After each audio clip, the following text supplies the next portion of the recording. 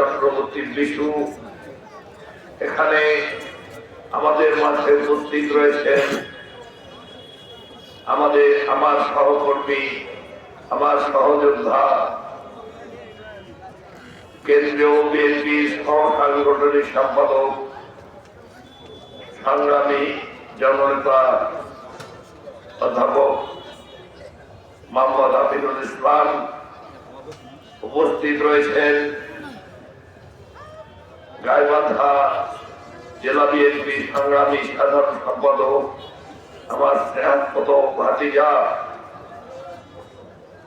মাহমুদুল নবী টিটুল উপস্থিত রয়েছেন।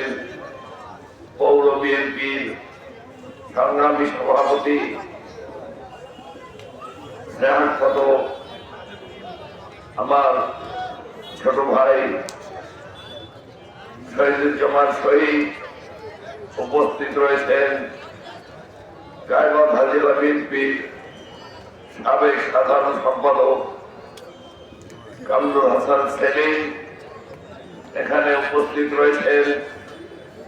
জেলা বিএনপির সংগ্রামী সাংগঠনিক সম্পাদক অ্যাডভোকেট মঞ্জুর মোর্শেদ বাবু এখানে উপস্থিত রয়েছেন।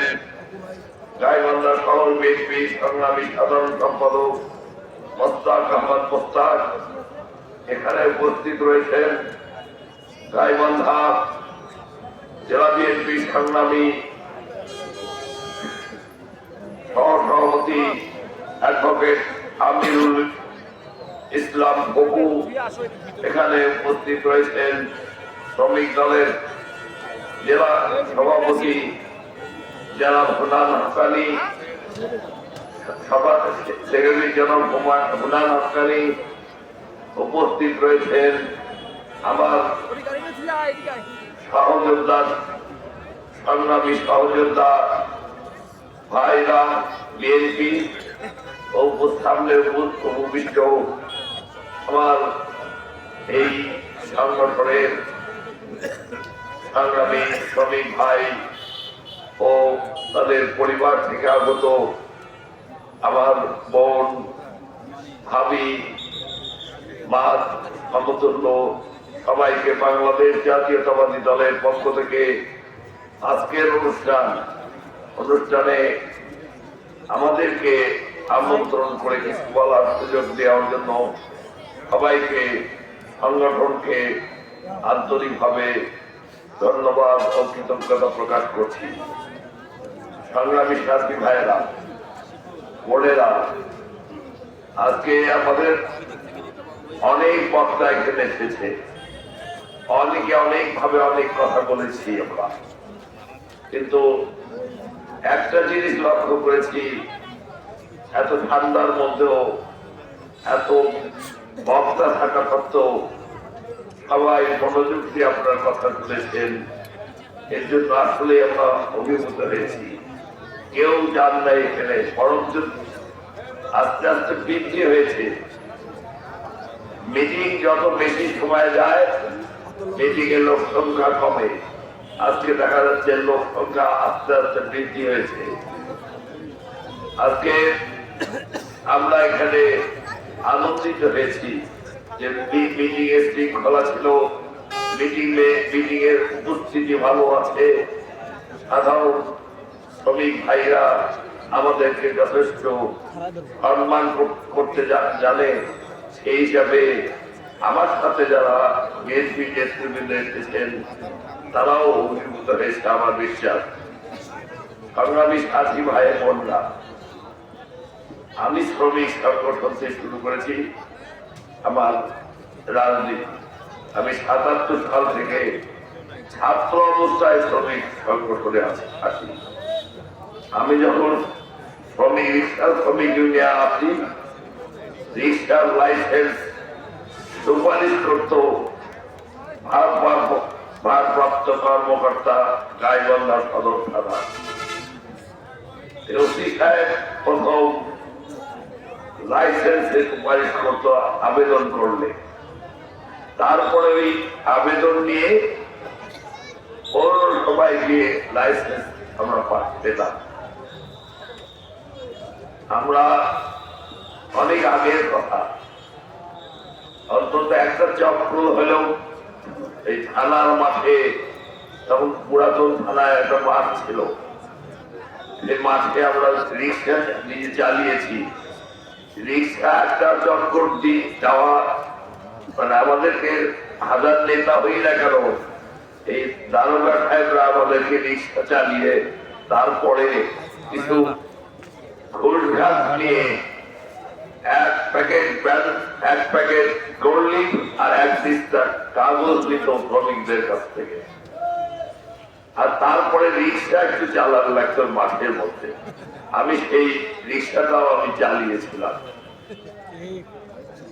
আর এক প্যাকেট গোল্ড দিতে হয়েছে, আর এক দিস্তা কাগজ দিতে হয়েছে। তখন কাগজ সম্ভবত 9 আনা করে দিস্তা ছিল। এক প্যাকেট গোল্ড লিফের দাম ছিল 16 টাকা। যাই হোক, তখন কিন্তু চালের দাম অনেক কম ছিল, তাহলে ঘুষ কিন্তু কয়েকশো টাকা হতো এখনকার হিসাবে।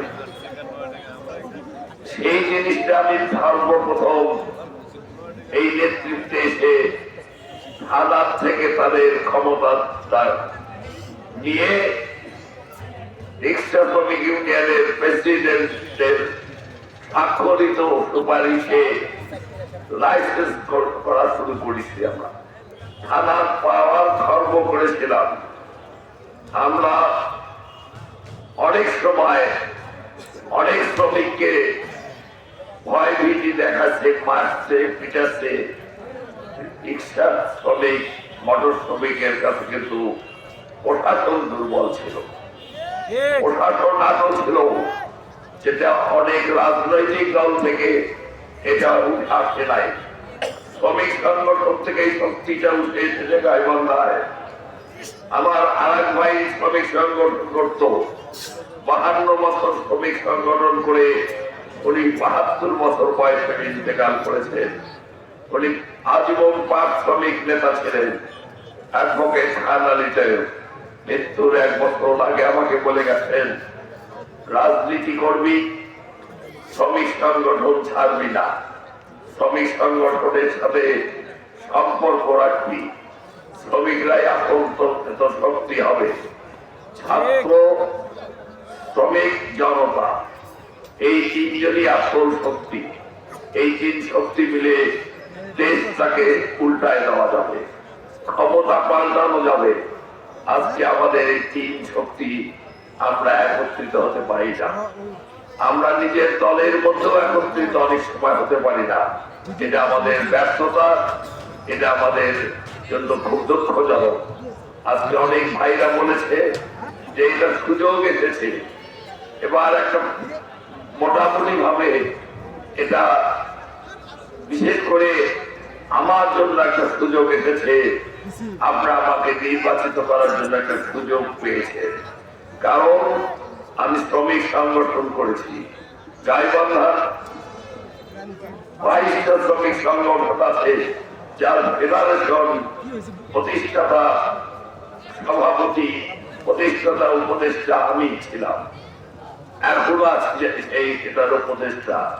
আমার বেসিক সংগঠন রিক্সা শ্রমিক ইউনিয়ন, সেটা আমি প্রতিষ্ঠাতা সভাপতি।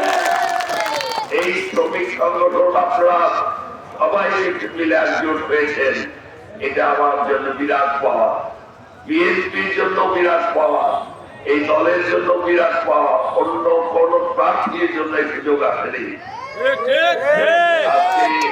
হিন্দু ভাইদেরকে জিজ্ঞাসা করেন, কেউ বলে না ধানের শীষের বাইরে ভোট দেব। তারা বলে এখন আমাদের বিকল্প, ধানের শীষের বিকল্প তো আমরা দেখছি না, ভোট দেবো। এটা আমার জন্য না, এটা সুযোগ এসেছে। শ্রমিক ভাই রাজজোট হয়েছে, এটা আমার জন্য বিএনপি সুযোগ পেয়েছে যে ধানের শীষে ভোট দেবে। আজকে সাধারণ মানুষ, আজকে আওয়ামী লীগের অনেক নেতা যারা গিরির দ্বারা নির্যাতিত গাইবান্ধায়, তারা কিন্তু গিরি থাকা অবস্থায় বলতো, বাবু তুমি যদি নমিনেশন পাও এবার তোমাকে আমরা ভোট দেবো। অনেক নেতা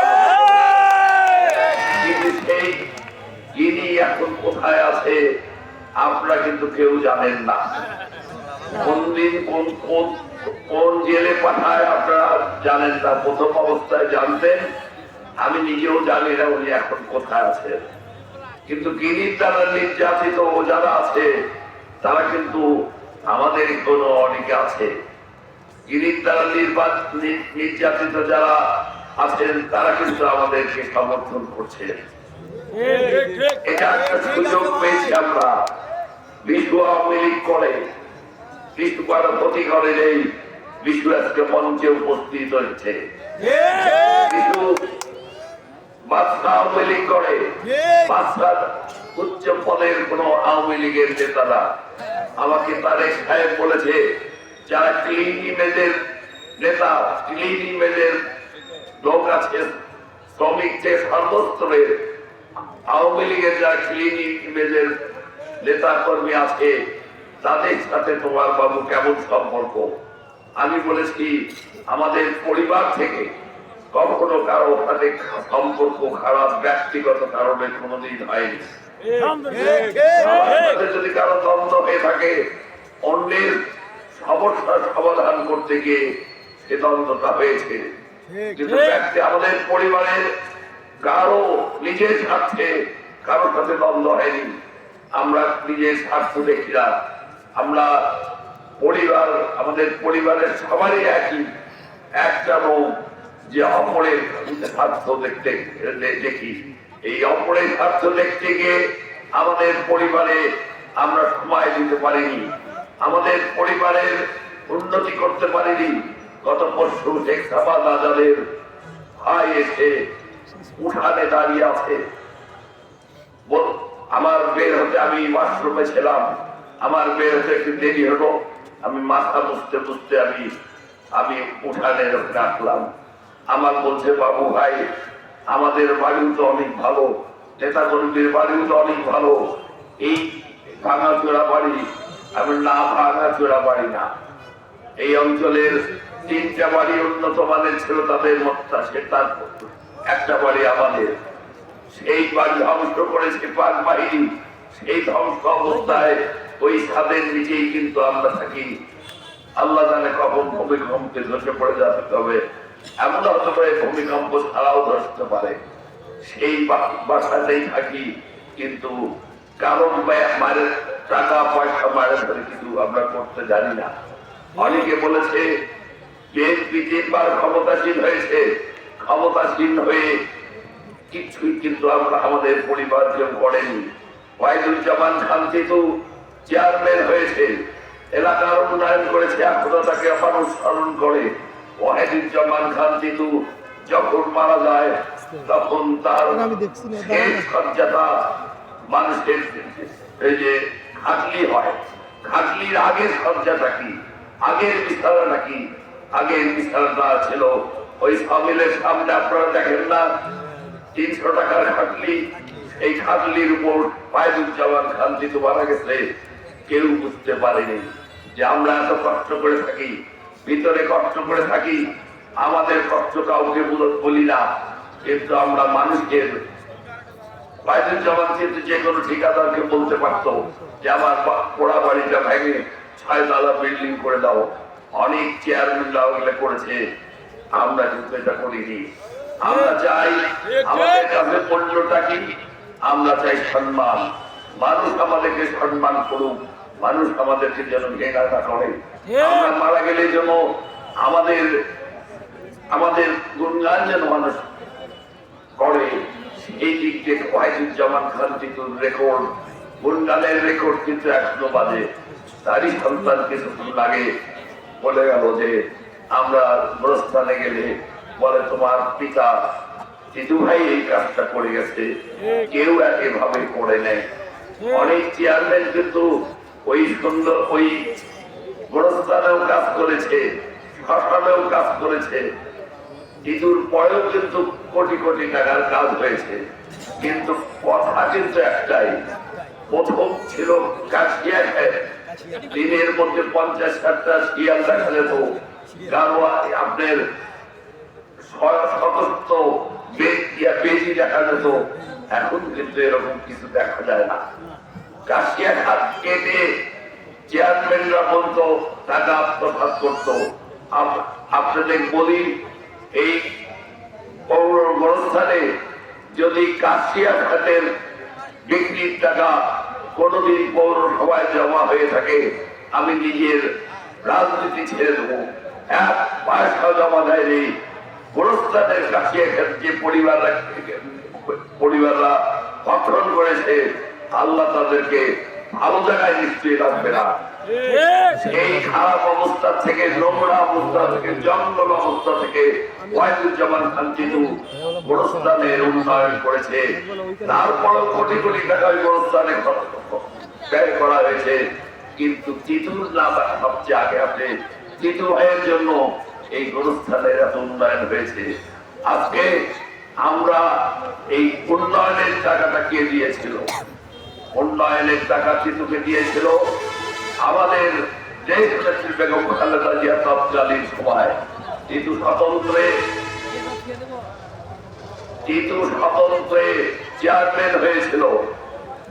এই পাবলিকের স্বার্থে, আপনাদের স্বার্থে টিটু নিজে সত্তা বিক্রি করে বেগম খালেদা জিয়ার কাছে ঢাকায় গিয়ে জয়েন করেছিল দলে, বাংলাদেশ জাতীয়তাবাদী দলে। বেগম খালেদা জিয়া বলেছিলেন তুমি দলের দায়িত্ব নাও। দলের অবস্থা তখন খুব নাজুক ছিল, তুমি দলের দায়িত্ব নাও। টিটু বলেছিল না, আমি দলের দায়িত্ব ম্যাডাম নেব না, দলের অবস্থা ভালো না, আমাকে আমার নির্বাচনী ইশতেহারে যে সমস্ত দেওয়া আছে এগুলো শুধু পূরণ করে দিয়ে অর্থনৈতিক সহযোগিতা করে। সমস্ত টাকা আমাদের ম্যাডাম দিয়েছে। টিটুকে আমার সাথে দেখা হলেই ম্যাডাম বলতো তুমি কেমন আছো, তারপরে বলতো টিটুকে কখনো নাম ধরে রাখেনি। টিটুর বেলা আমাকে বলতো চেয়ারম্যান কেমন আছে, ওকে নাম ধরে কোনো ডাক্তার দেখিনি। যাই হোক, টিটু যখন মারা যায় তার 1 বছর আগে ম্যাডামের সাথে দেখা করেছিল। বহু নেতা ম্যাডামের কাছে শুধু সালাম বিনিময় করার জন্য রাত জেগে থাকে। সন্ধ্যার সময় একবার সালাম দিবে, তারপরে আবার ম্যাডাম 4-5 ঘন্টা থাকে, আবার যখন চলে যাবে তখন একবার সালাম দিবে। কিন্তু সন্ধ্যার সময় ওখানে উপস্থিত হয়। আমি শিমুল বিশ্বাস ভাইকে বলেছিলাম, আমি সেদিন ছিলাম না, টিটুর কাছে গল্প শুনেছি। শিমুল বিশ্বাস ভাই বললাম যে আমার ভাই অসুস্থ, ম্যাডামের সাথে একটু দেখা করাই দিয়ে। ম্যাডামের সাথে দেখা, ম্যাডামের সাথে আলোচনা করতেন। শিমুল বিশ্বাস ভাই বললেন যে টিটু ভাই এসেছে, ওই পৌরসভার সাবেক চেয়ারম্যান সাহেব। ঠিক আছে, উনি নামছেন, নামে একটু আগে বলছে কই টিটু নাকি গাইমন্দা টিটু নাকি এসেছে, এই একটা কথা বলেছে। টিটু বলেছে আমার মন ভরে গেছে, এত নেতা দাঁড়িয়ে আছে। ও একটা চেয়ারে বসেছিল, দাঁড়ায় থাকতে পারে না, তখন বসেছিল, এত নেতা দাঁড়ায় বসে আছে, দাঁড়ায় আছে সালাম বিনিময় করার জন্য। সালাম দেয়, হাত ধরেই থাকে। ম্যাডাম দেখলো কিনা, হ্যাঁ, এই হাত সহজে নামায় না, বারান্দায় উঠে চলে যায়, তখন হাত নামায়। এমন সব নেতাদের অবস্থা। কিন্তু সেই টিটুকে কিন্তু খুবই স্নেহ করতো, টিটুর কথা খুব প্রশংসা করতো। আমাকে আমার সাথে ওনার সাথে বৈঠক হচ্ছে, আমার সাথে 8 থেকে 10 বার, প্রতিবারই টিটুর কথা আমাকে জিজ্ঞাসা করেছে। খুবই স্নেহ করতো, আমাকেও কিন্তু স্নেহ করতো। তবে নিজের কথা আর বলি না, ওনার জন্য উনি আমার মায়ের সমতুল্য। আমাদের দলের যারা আছে সবারই ওনার মৃত্যুতে সবারই আঘাতে লেগেছে। যাই হোক, উনি নির্যাতিত, এই নির্যাতিত খালেদা জিয়া আজকে দেশের জন্য, দেশের মানুষের জন্য, দেশের স্বাধীনতা সার্বভৌমত্ব রক্ষার জন্য আজকে নিজের জীবনকে বিলীন করে দিয়ে চলে গেছেন। কে করলো এটা? শেখ হাসিনা অত্যাচারে আমাদের নেত্রীকে আমরা হারিয়েছি। সেই শেখ হাসিনা তো এখন নাই। সম্মান শেখ হাসিনা কি পেল, আমার নেত্রী সম্মান কি পেল, এই সম্মানটাই তো আসল। 1.5 কোটি বেসরকারি ভাবে 1.5 কোটি মানুষ হয়েছিল জানা যায়।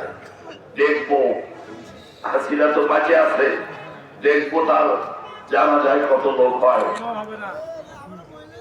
এই মাঝে মাঝে ফেসবুকে দেখি যে কি কাউয়া কাদের নাকি মারা গেছে, শেখ হাসিনা নাকি বাংলাদেশ সরকারকে অনুরোধ করেছে, এটা যদি মারা গেছে না মারা গেছে বিশ্বাস করা যায় না, যে গাই বাংলাদেশের মাটিতে যেন এই আব্দুল কাদেরের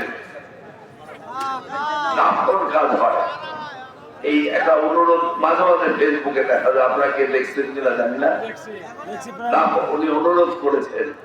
যাই হোক, আমাদের নেত্রী যে সম্মান পেয়েছে, কাদের জন্য সম্মান পেয়েছে, নিজের কাজের জন্য, ত্যাগের জন্য, সততার জন্য, এই সমস্ত কাজের জন্য উনি সম্মান পেয়েছেন। উনি মুক্তিযোদ্ধা ছিলেন, বাংলাদেশের প্রথম নারী মুক্তিযোদ্ধা। আমাদের জিয়া রহমান সাহেব যখন মুক্তিযুদ্ধে যখন চলে যান, তারপর পর জিয়া রহমান যখন স্বাধীনতার ঘোষণা দেয়, উনি 1.5 থেকে 2 মাস বাড়ি থেকে বাচ্চা দুটো সহ লুকিয়ে লুকিয়ে মানুষকে উদ্বুদ্ধ করেছিল মুক্তিযুদ্ধে যাওয়ার জন্য। তারপরে এই খবর পেয়ে এই রাজাকাররা আছে, জামাত ইসলাম, পাক বাহিনী সহ আমাদের দেশনেত্রী বেগম খালেদা জিয়াকে গৃহবন্দী করে অন্য খাদ্যে ধরিয়ে দিয়েছে। এই রাজাকাররা কিন্তু কাউকে ছাড়ে নাই। আপনারা যারা এখানে আছেন সবাই কোনো না কোনো ভাবে, আজকে অর্ধেক মানুষের হয়তো জন্মই হয়নি, ওই সময় কোনো না কোনো ভাবে আমরা তাদের কোনো পরিবার আমরা নির্যাতিত হয়েছি। আপনারা কেউ জানেন কি জানেন না, আজকে মুক্তিযোদ্ধা সংসদ থেকে আমাকে সম্বর্ধনা দিয়েছিল, আমি মত বিনিময় করেছি। ওখানে আমার পরিবারের এই জামাতে ইসলাম আর পাক বাহিনী মিলে যখন আমাদের উপর অত্যাচার করেছে, মুক্তিযোদ্ধারা অত জানে না। আজকে যেটা শুনলো, মুক্তিযোদ্ধারা প্রকৃত ইতিহাস জানতো না, শুধু জানতো আমাদের বাড়িটা গাইবান্ধায় সর্বপ্রথম অগ্নি সংযোগ করা হয়েছিল। কিসের জন্য? ওয়াহিদুজ্জামান খান চিতু মুক্তিযুদ্ধে গেছে, খালেকুজ্জামান খান দুদু মুক্তিযুদ্ধে গেছে, মুক্তিযুদ্ধের সংগঠক খান গেছে মুক্তিযুদ্ধের সংগঠক হিসাবে। এদের অপরাধ আমরা দেশদ্রোহী, তার জন্য সর্বপ্রথম আমাদের বাড়িটা পোড়ায়। আমাদের বাড়িটা পাক বাহিনী আর জামাতে ইসলামের নেতারা যৌথ ভাবে গান পাউডার দিয়ে আমাদের বাড়িতে অগ্নি সংযোগ করে। তার কয়েক ঘন্টা পরে আমাদের পাশের বাসা অ্যাডভোকেট হাসান ইমামতুল্লাহর বাসার অগ্নি সংযোগ হয়। তারপরের দিন আমাদের মধ্যপাড়ায় বিশিষ্ট ব্যবসায়ী বলাই চন্দ্র সাহার বাড়িতে অগ্নি সংযোগ করা হয়। অগ্নি সংযোগ যেদিন করে তার 5 দিন আগে আমরা মা, ছোট বোন, বড় বোন, ভাবি, ভাস্তি, ভাস্তা, দুলা ভাই আর 2 ভাই সহ আমরা হেঁটে উলিপুরে যাই। পায়ে হেঁটে উলিপুরে যাই পুরুষ মানুষরা। শুধু একটা মোষের গাড়ি পেয়েছিলাম মডার্নের ওপরে, সেইটা মোষের গাড়ি নিয়ে মা, ভাবি আর বোন, ছোট বোনকে আমরা আস্তে আস্তে এই হাঁটতে আমরা গেছি, ওটা ওই গতিতেই গেছে। যাই হোক, একদিন মাঝে এক বাসায় আশ্রয় নিয়েছিলাম, বহুদিন দাওয়াত করতো, আমাদের সময় হতো না। আমরা তো পলিটিক্স নিয়ে ব্যস্ত, আমি ছোট ছিলাম কিন্তু আমার ভাইরা পলিটিক্স নিয়ে ব্যস্ত। আমার বাবা আপনার মুক্তার ছিলেন, উনি এই পেশা নিয়ে ব্যস্ত থাকতেন। এই দাওয়াত গ্রহণ করার সময় থাকে, অনেক দাওয়াতের কথা বলতো। সেই দিন মানুষ চিনেছিলাম আমরা, অনেক বড় লোক তারা। সেদিন যে এক রাত থাকার জন্য গেছিলাম, মনে হয় যে মনে হলো কোন এক আপদ আসবে এই বাড়িতে। আমরা ওদের চেহারা দেখে বুঝেছি যে আমাদের গ্রহণ করছে না। এত দাওয়াত দিতে, কিন্তু বিপদের দিনে গেলাম, আমাদের গ্রহণ করতে দেয় না। কোনো ভাবে রাতটা পোড়ানোর পর ওদের বলছি, তোমরা একটা গরু গাড়ি ঠিক করে দাও অথবা মোষের গাড়ি ঠিক করে দাও, আমরা আবার আর এক বাড়িতে যাবো। এইভাবে যা আমার এই যে মায়ের এই যে বৈজু আছে এখানেই, তার নানার বাড়িতে যা 23 দিন আশ্রয়, ওখানে আশ্রয় নিয়ে আমরা আবার গাইবান্ধায় আসি। এই পোড়া বাড়িতে আশ্রয় নিই। পরের দিন জামাত ইসলাম ক্যাম্পে খবর দেয় যে এরকম বাবা দুদু তিতু খানে দেবের মাছ মন সব এখানে বসবাস করা শুরু করতে। একদিন পরে নোটিশ আসলো, আমার মান নামে, যে আপনার যে সমস্ত ছেলে পেলে ভারতে গিয়ে আশ্রয় নিয়েছে যুদ্ধ করতে, যে তাদেরকে নিয়ে যদি এই বাড়িতে স্বাভাবিক জীবন যাপন করতে পারেন তাহলে এই বাড়ি থাকতে পারেন, তা নাহলে কিন্তু এদের শত্রু সম্পত্তি হিসাবে ঘোষণা দেওয়া হবে। সিল করা ছিল পড়ানোর পরে ওই সিল করে দেয় না, তালার ম্যাজিস্ট্রেটরা সিল করে দেয়। এই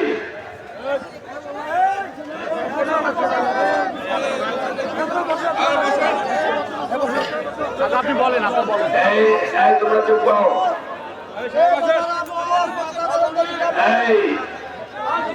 তোমরা করতে যাও, আমি অল্পক্ষণ পরে ছেড়ে দেবো। তোমরা সবাই বসো।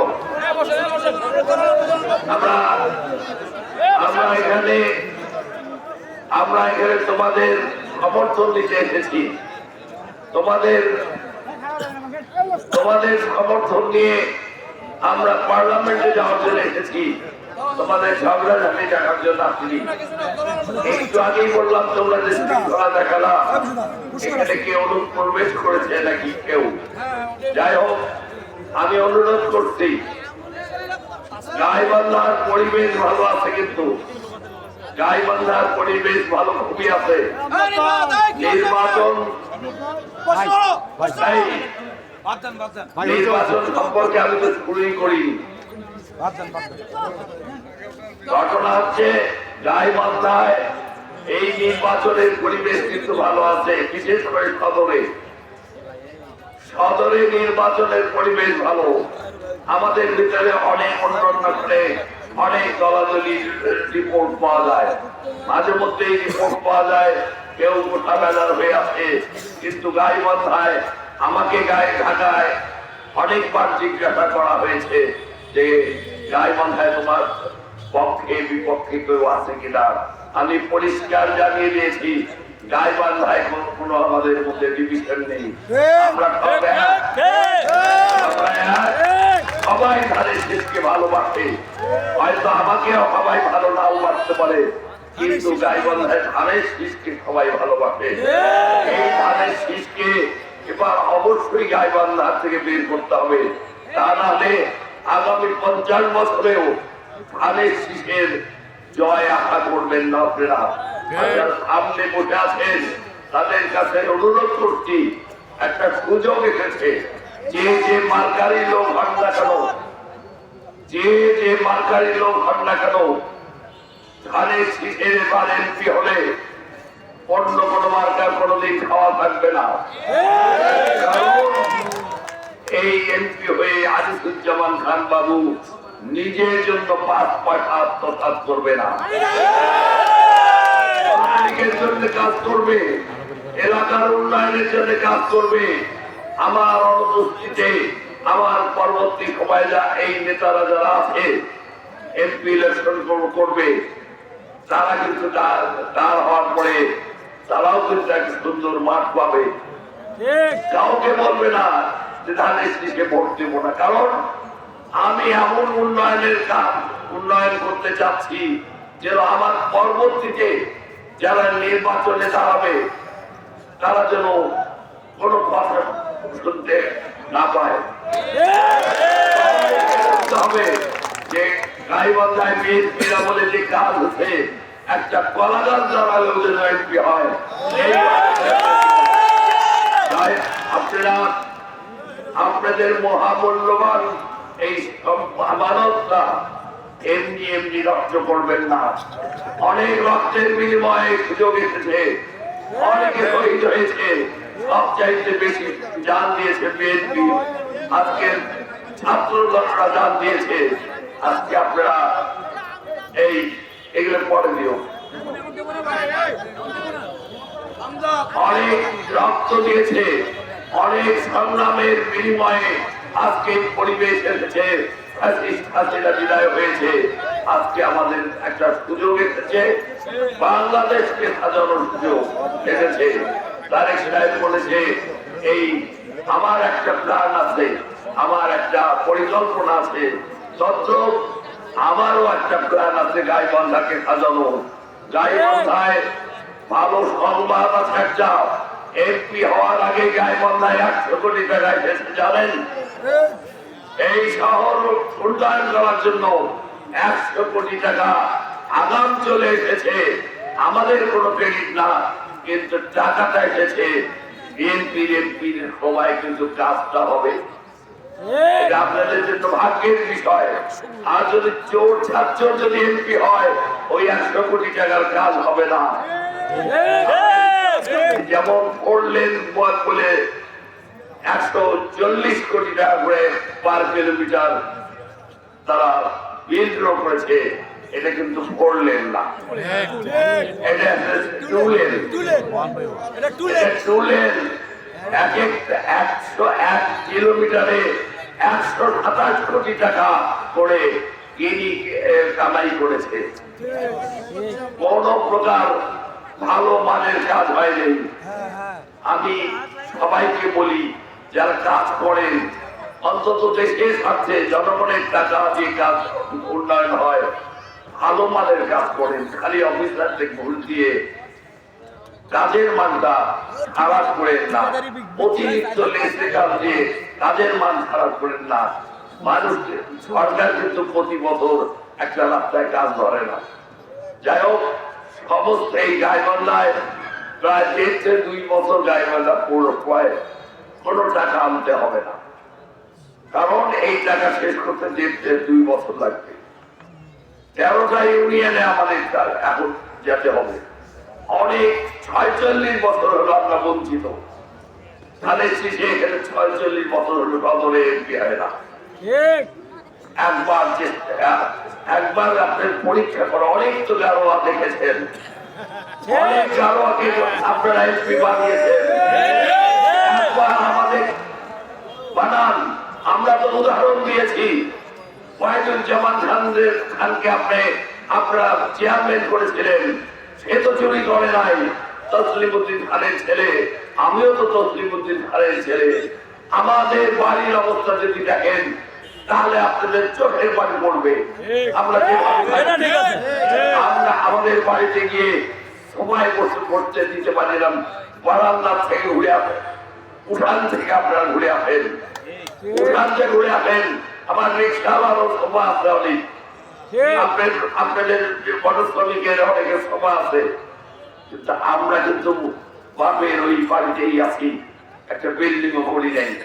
এমপি হওয়া করবো না, এমপি হয় কি করবো, সুযোগটা পাবো, কিছু হয়তো ভাতা পাবো, কিন্তু আপনার হয়তো জমি দিতে পারেন এমপিতে, যেটা দেয়। হ্যাঁ, এই সারা কিছু না। ভাতা যেটা দেয় আমার মনে হয় 1 মাসের ভাতা যেটা এমপিরা পায়, আমার 6 মাস চলবে, আমার 6 মাস চলবে। একটা ঘটনা আপনাদেরকে বলে তারপরে যদি একটা কথা বলে আমি আমার বক্তব্য শেষ করবো। সরকারি দলের সেক্রেটারি ছিলাম, সরকারি দলের সেক্রেটারি 2000, আমি ইলেকশন আরেকবার করছি ধানের শীষে 2001 সালে। এই জামাতের এই বেঈমানরা তখন আমাদের সাথে ছিল। জামাত আমাদেরকে একটা ভোট, আমাকে একটা ভোটও দেয়। আমার কাছে 4,80,000 টাকা নিয়ে গেছে।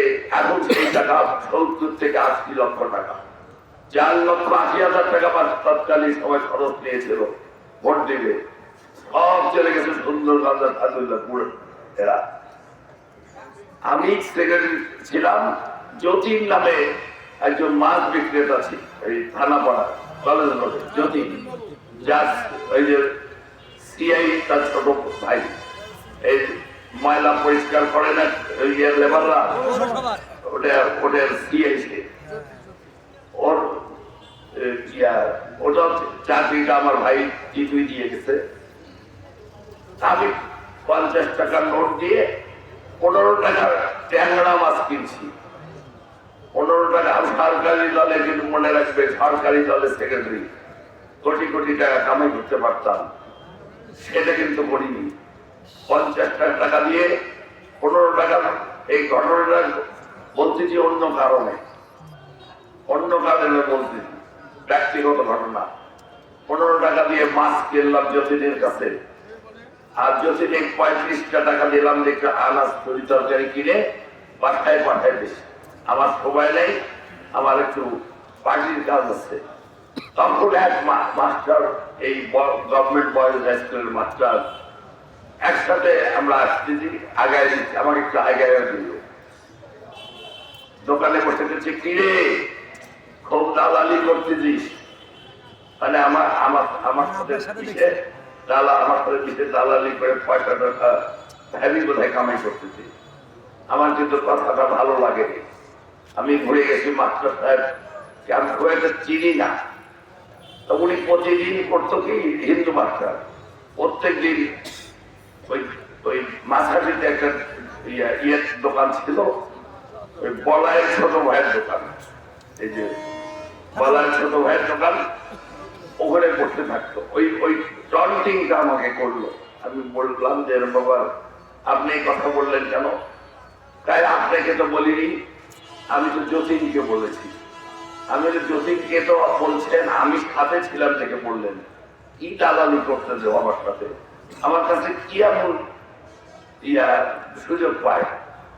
আমাকেই বরঞ্চ সুযোগটা ওরা আমার জন্য স্যাক্রিফাইস করে, বাজার করে ওই প্রথম কাজ ফেলা দেয়, দোকানদারি ছেড়ে দেয়, বাজারটা পাঠায় দিয়ে প্রত্যেকদিন দেয় না। আমার এই মার্জেন্সি থাকে ওকে দিয়ে। তখন আমি ওনাকে বলছি আপনার নামের নিচে নামেন। আমি নিচে নামাচ্ছি, ওনার নিচে নামছে। তারপরে ওরা আমার ইচ্ছা ছিল ওনাকে ধরে পিটাবো। এটা আমার উপর, আমার মনে আঘাত লাগছে, কিছু করি না। 15 টাকা রুলিং পার্টির সেক্রেটারি, সরকারি দলের সেক্রেটারি, 15 টাকা ট্যাংরা কিনেছি, তারপরও কথা শুনতে হয়। তখন তাকে আমি পিটাবো ধরে এর মধ্যে ধরছি। পরে আমার এক স্যার রাজু স্যার এসে বলছে যে এই খান, আমাদের কিন্তু সবাই খান করে ডাকে, স্যাররা বন্ধুরাও খান বলে ডাকে। এই খান যাদবী চলে আসছি, সেটা নিয়েও অনেক ষড়যন্ত্র হচ্ছে। সাথে 1 ঘন্টা পরে আমার সভাপতি সাহেব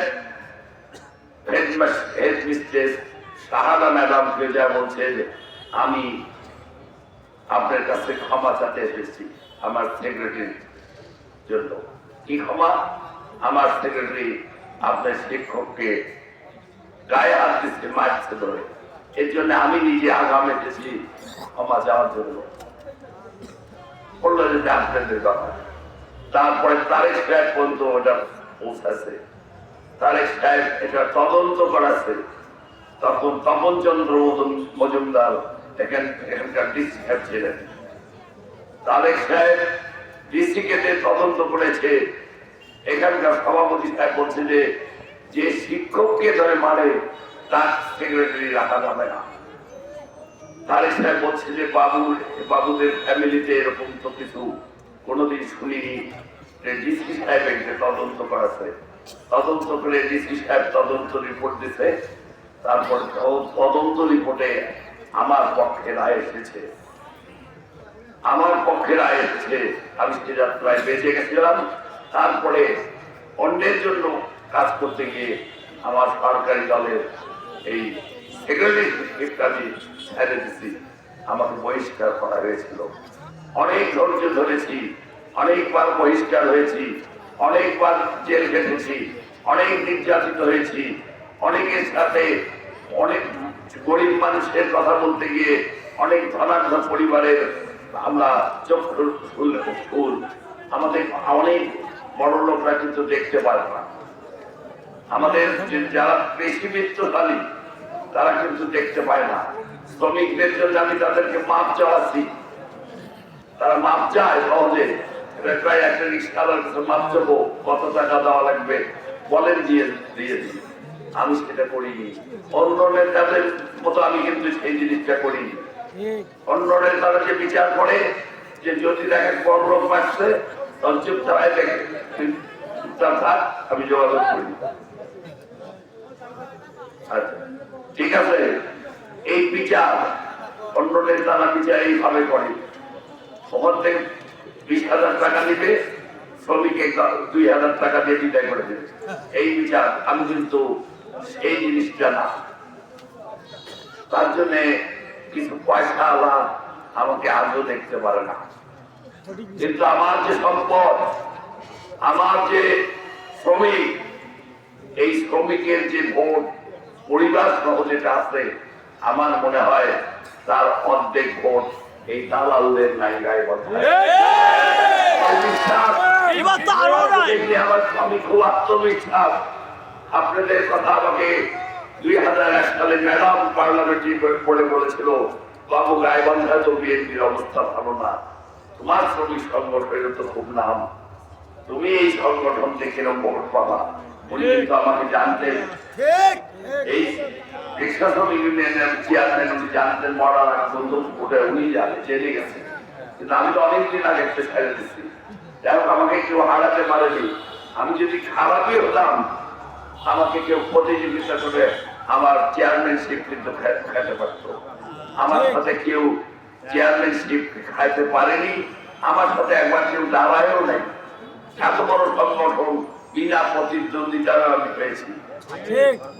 যাই হোক, আপনাদের কাছে আপনারা যেহেতু আমাকে ডেকেছেন, আমাদের নেতৃবৃন্দকে ডেকেছেন, কি কারণে ডেকেছেন? এই নির্বাচনকে উদ্দেশ্য করে আমি এত কথা বললাম, এত সময় দিলাম এই কারণে যে আপনাদের আমি কি অতীতে কিছু করছি, কি ক্ষতিগ্রস্ত হয়েছি, আমাদের পরিবার কি ক্ষতিগ্রস্ত হয়েছে, আমরা কেন কিছু করিনি, আমরা পরকাল লক্ষ্য ব্যক্ত করে কিছু করতে রাজি না। আপনাদের কাজ করে আমরা পরকালে ভালো থাকতে চাই, এই সুযোগটা করে দিয়ে আমরা আপনাদের পয়সা আত্মসাৎ করে এই এলাকার উন্নয়নে ব্যাঘাত সৃষ্টি করার জন্য এমপিতে দাঁড়াই। কোনোভাবেই জামাত এই দালালদের যে অন্তত 10 গুণ ভোট যেন আনিসুজ্জামান খান বাবু 70 সাল থেকে আপনার এই যতদিন ভোট করতে জামাতে ইসলাম 15,000-এর উপরে ভোট পায় নাই। 70 সালে 10,000 পেয়েছিল মাওলানা আব্দুল গফুর, 79-তে পেয়েছিল মাওলানা আমিনুল ইসলাম 11,000। এরশাদের সময় মাওলানা আমিনুল্লাহ যারা ছিল তখন তো বিএনপি ভোট করে নাই, তখন পেয়েছে 15,000। তারপরে তো জোট হলো, জোটে আমি পেলাম, জোটে আমি পেয়েছিলাম, কিন্তু এখন তারা বলে তাদের নাকি গাইবান্ধাতে লাখের উপরে ভোট আছে। আমাদের এই প্রায় 40 বছরে তারা 15 গেছে, একবার শুধু মোর্শেদ হাবিব সোহেলের সাথে ভোট করছিল, আমরা একটা সাথ দিয়েছিলাম। আমাদের অ্যাডভোকেট মিজানুর রহমান মিজান প্রত্যাহার করে নিয়েছিল। আমাদের ভিতরে অনেক দলাদলি ছিল, ক্যান্ডিডেট অনেকভাবে অনেকে সমর্থন করাতে মিজান বিরক্ত হয়ে প্রত্যাহার করেছিল। প্রত্যাহার করে এই করিমকে সমর্থন করেছিল। এই করিমকে আমাদের 45,000 ভোট ছিল, সেই ভোট মাইনাস করলে ওদের এই 15,000 কিন্তু ভোট। 18 সালে অ্যাডভোকেট মিলনের সাথে এখানে ফেরদৌস আহমেদ, এই যে সামাদ পিএসসি স্যারের ছেলে, ভোট করেনি পৌরসভায়, কত 1800 ভোট পেয়েছিল। এখন বলে বেড়ায় 30,000 ভোট পাবো। যাই হোক, ওদের ভোট নাই, সতর্ক থাকতে হবে। আপনাদের কাছে অনুরোধ, আপনারা ভোট পাহারা দিবেন। এত মূল্যবান ভোটটা আপনারা দিবেন, কিন্তু কৌশলে অন্য কিছু যাতে না হয় এটা দেখতে হবে। সারাদিন পাহারা দিবেন, আপনাদের মূল্যবান ভোটটা সঠিক ভাবে গণনা হচ্ছে কিনা, ষড়যন্ত্র হচ্ছে কিনা, এগুলো দেখতে হবে। আমাদের নেতা কর্মীরা থাকবে, প্রত্যেকটা সেক্টরের নেতা কর্মীরা থাকবে, তাতে আপনারাও থাকবেন। আপনারা থাকবেন, একটা দিন কাজ করলেন তাতে কি হচ্ছে, একটা দিন কাজ করেন না, উৎসবমুখর পরিবেশে যেন ভোট হয় এবং আপনাদের মনে যেটা এবার ধানের শীষ জয় হবে,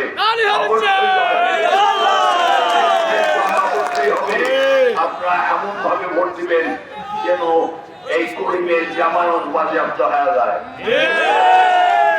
গরিব তো চেয়ারম্যান হয়েছিল একবার, কয়েকটা টোপলা পেয়েছিলেন, উন্নয়ন কোথায় করেছে, চাকরি কোথায় কার হয়েছে, ইসলামী ব্যাংকে যাতায়াত করেন না, সব মুসল্লি চাকরি পায়, জামাত ইসলাম না করলে ব্যাংকে চাকরি নেয় ইসলামী ব্যাংকে। আপনাদের সন্তান নাই, ভোটের বেলায় খুব মানে পানি পড়া দিতে পারে। আজকে একটাই দিয়ে আসি, ওই জান্নাতের টিকিটও নাকি ওনারাই দিতে পারে। আমরা নিয়ত করি না, হ্যাঁ, অত খারাপ কাজ আমরা করতে জানি না। যাই হোক, ভালো থাকবেন, আমাদের জন্য দোয়া করবেন। সর্বোপরি আজকে আপনাদের কাছে খাস দিলে দোয়া করবেন আমাদের ম্যাডামের জন্য, যে ব্যক্তিটি বাংলাদেশের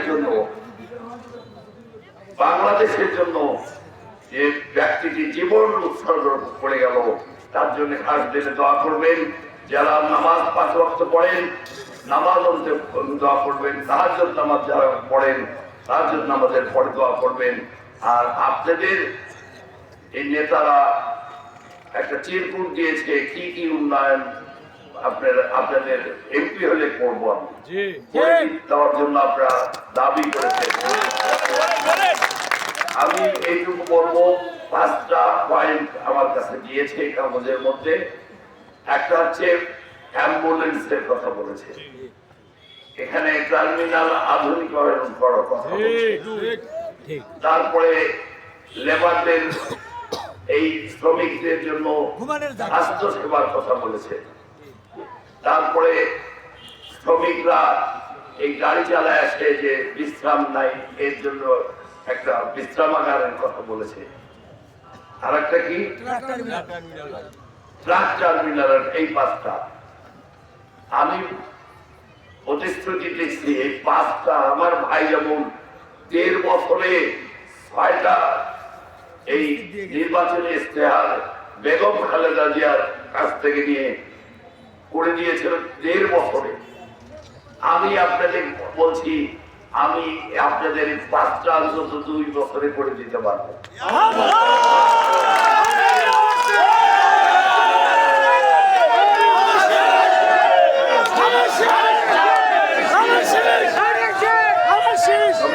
আপনাদেরকে অনুরোধ করবো, এই 22টা যে সংগঠন আছে, আপনারা কখনো দ্বন্দ্ব করবেন না কারোর সাথে, একত্রিত থাকবেন। আপনাদের সাথে কেউ পারবে না, যদি এক থাকতে পারেন, কেউ পারবে না, কোন শক্তি আপনাদের সাথে ক্যাচাল বাঁধাতে পারবে না।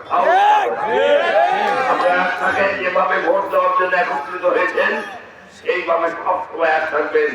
আপনাদের প্রত্যেকটা দাবি সরকার, রাজনৈতিক দলের নেতারা মানতে বাধ্য হবে। ভালো থাকবেন, সুস্থ থাকবেন, আমাদের জন্য দোয়া করবেন, খাস দিলে দোয়া করবেন। রহমান এবং তারেক জিয়া যেন সুন্দরভাবে দেশ চালাতে পারে এর জন্য দোয়া করবেন। আর সর্বোপরি আমরা রাতে দিনে যে পরিশ্রম করতেছি ধানের শীষের বিজয়ের জন্য, দেশটা ভালো করে চালার জন্য যে পরিশ্রম করে যাচ্ছি, সবার জন্য দোয়া করবেন ইনশাআল্লাহ। সুষ্ঠুভাবে যেন নির্বাচন, নিরপেক্ষ নির্বাচন যেন উপহার দিতে পারে সরকার, সে ব্যাপারে আপনারা সবাই সহযোগিতা করবেন। সকলকে ধন্যবাদ। আসসালামু আলাইকুম।